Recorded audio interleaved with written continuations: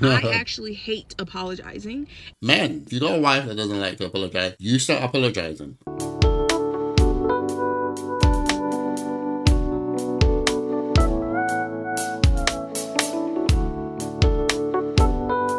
What's up, guys? Welcome back to my channel. Guys, I appreciate you watching my video. Hit that subscribe button, guys. Help me get to that 1,000 subscriber mark. Leave a like, comment, let me know what you think about the video. And without further ado, let's check out today's video. Somebody asked me on Instagram, what's one thing that I've learned about myself since being married? And my response was, I don't like to apologize. I learned really quickly, I actually hate apologizing. And yes, I know the root of not liking to apologize is pride. It's swallowing your pride and going back and saying, I'm sorry for whatever you did wrong. But a lot of people took that as like, oh, you're a horrible wife, you don't apologize to your husband.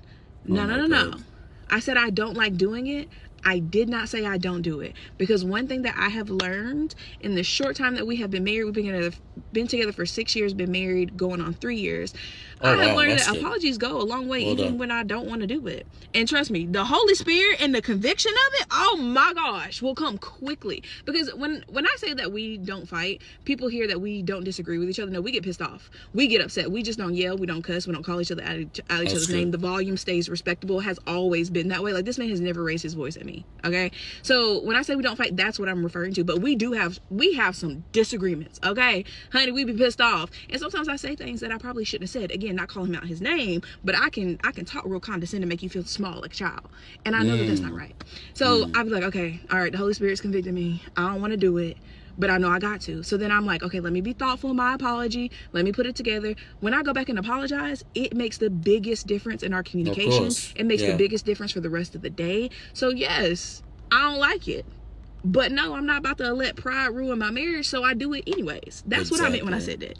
Do you know what I was thinking of, guys, while she was speaking? First of all, my wife was like this. At the beginning of our marriage, she struggled to apologize. And I was not one to let it go. I did not back down. It's not that I was like, apologize now. It's that I would intrinsically and skillfully walk her through the issue that we're having, the process, the thought process, or my thought process, getting her to a place where the conclusion can be reached. If I wasn't like that, I would have given up on her. I would have just left her. If I said, are you going to apologize for what happened, and she didn't, and I just left it and went, I don't think that would have been beneficial to the marriage. And I know a lot of couples are like this, where one person does not apologize or the other doesn't apologize and they give up so quickly. As she was talking, I was thinking about the things that allowed us to do that. If you're a young married couple, I want you to take note of this. One of the things that we agreed on was what she's talking about here, which is that I put in a certain set of rules. Some of the rules added based on things that we went through, but there were a set of rules that I put in place with my wife, which included things that we never say with each other, like things that we're not allowed to say. And some of the words increased the more conflict we had, because there were words that were spoken, it caused great hurt, and then the word gets taken and added to the list. Right? But initially there was a thing where we would be like, you never do this, you never say this. And I remember my wife used to say certain words in our relationship, and I would, because I don't know what it is, I like to walk people through discussion so that they can see not just where I'm coming from, but the different point of views of people. So I would just sit there. Sometimes it can take an hour, 2 hours, and you just walk it through and say, can you now see how this can be an issue from this side and that side and blah, blah, blah. Anyway, and as a result, I think that's one of the biggest and best rule that we had in our marriage, which is that if we're having a disagreement, you don't say these words. Right? The words that we put on the list were very hurtful words. They're words that you should never say. Like, one of them is that, do you want to separate, or do you want to break up, or do you want to divorce, or whatever. Like, something of that sort. It evolved as we entered relationship and got married. But yeah, you never say that. You never swear. You never call names. You never insult, and you never raise your voice. Like, there were so many rules added to those lists,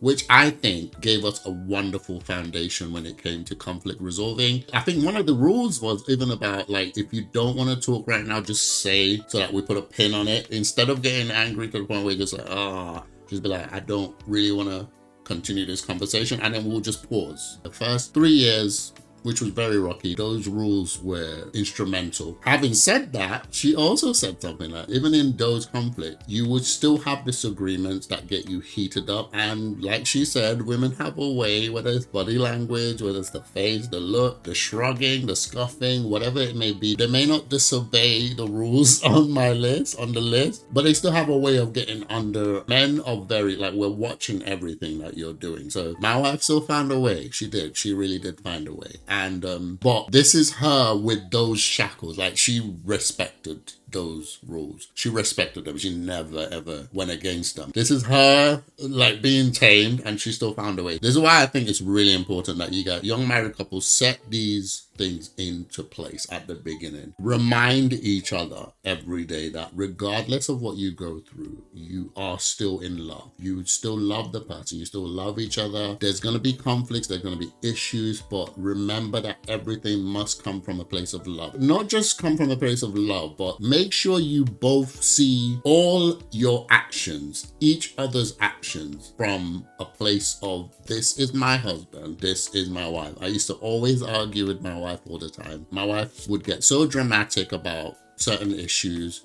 You know, maybe I say one word about something that I didn't even mean anything by it, but she takes it so personally. And I used to always remind her, you've taken this thing so hard, so personally, and now your response towards me is like I'm an enemy of you. I'm like, I hate you. Like, and I'm like, do you remember that we got married? You remember I'm your husband? You remember that I love you? Remember I got on one knee? Remember I did all these things? I wouldn't do that if I felt the way you're treating me. If I felt that way to you, this is not something someone who loves you would do. And I would spend a lot of time reminding her that, remember that I am your husband. Remember that I love you. Remember that I'm this, I'm that, I'm that, I'm that. Just to disabuse, because ladies, you guys have a way of being vindictive. And I use that word specifically because that is exactly what happens. You can become so vindictive, especially when you're upset, especially when you're angry. And husbands, your job, you need to get your woman and just be like, remember that I'm your husband. Like, look, my wife is the kind of person that if we had issues with somebody outside, like someone outside the marriage, like just random issue, she's the kind of person that I'll hold her, like imagine a fierce, I don't even know how to explain it, but imagine like she's really like Super Saiyan mode and ready to rock, and I'm the only one that can hold her, like, no, chill, hold on. And if somebody messes up, someone does something, she's the kind of person I can just be like, okay, go, and she will absolutely annihilate and destroy that person with words or whatever it may be. But I always have to remind her that energy must never come here.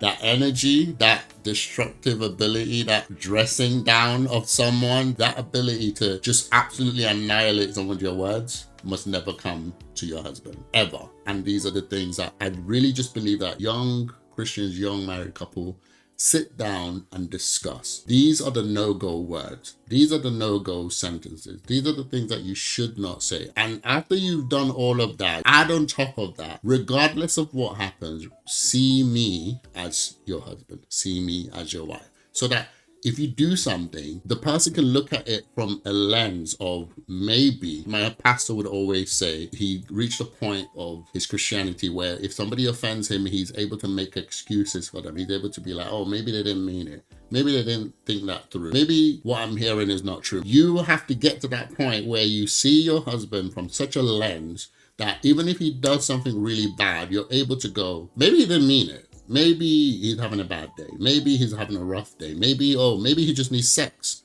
Like, you literally need to look from that angle if you don't want the enemy to slide in and start doing his thing, right? Just, they do something, they answer wrong, they say something wrong, they stop doing something, just be like, oh, maybe he's having a rough day, maybe he's, this, maybe he's thinking about this, maybe, and then go and try and sort it out. This is how marriages survive. In my opinion, this is how my marriage has survived so long. Like, just the constant reminder to each other of our undying love, so that that energy of destruction, point it that way, but don't bring it here. Let me know what you guys think in the comments below. What kind of things do you guys do to keep your marriage going? The lady in the video talked about apologizing. Apologizing was a big one for us as well. But over time, we got to a point where we were able to not just apologize as an example, because as the man, we have to be the example of what we want to see, right? So you do it first and do it more. Men, If you got a wife that doesn't like to apologize, you start apologizing. Apologize for nonsense. Apologize randomly and let your wife see that example in you, and then eventually she will find it easy to apologize to you. That's how I did mine. I would just say sorry for nonsense. But yeah, what do you guys do? What is your thing? Let us know in the comments below. What kind of advice do you guys have for the young married couple who need to find a way to communicate or put things in place that will not jeopardize their marriage? I would like to see them in the comments. Remember to leave a like, guys. Subscribe to the channel. Help me get to that 1,000 subscriber mark, guys. I really appreciate you guys watching my video. I will see you guys on my next one.